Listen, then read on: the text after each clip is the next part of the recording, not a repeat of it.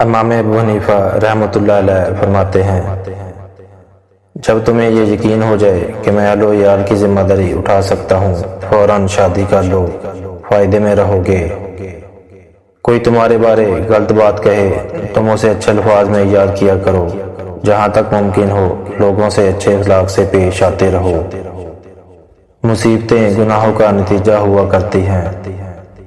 ذلیل اور گھٹیا لوگوں سے دوستی کا ہاتھ مت بڑھاؤ۔ کوئی شخص پریشانی میں مبتلا ہو جائے تو اس کی مدد کرو۔ کوئی حاجت مند کسی کام آ جائے تو اپنی استطاعت کے مطابق اس کا کام کرو۔ جو مصیبت لوگ تم پر نہیں ڈالتے، تم کو بھی چاہیے کہ ان پر کوئی مصیبت مت ڈالو۔ میں بخیل شخص کو عادل نہیں سمجھتا ہوں اور نہ ہی اس کی کوئی گواہی قبول کرتا ہوں۔ بے شک میں نے علم کو حمد و شکر کے سبب ہی حاصل کیا ہے، وہ اس طرح کہ جب بھی میں کوئی علمی بات سمجھ لیتا ہوں اور اس کی تہہ تک پہنچ جاتا ہوں تو اس کے بعد الحمدللہ ضرور کہتا ہوں۔ میں علم دین کے لیے 2 سال تک حضرت امام جعفر صادق رضی اللہ تعالیٰ عنہ کی صحبت بابرکت میں رہا۔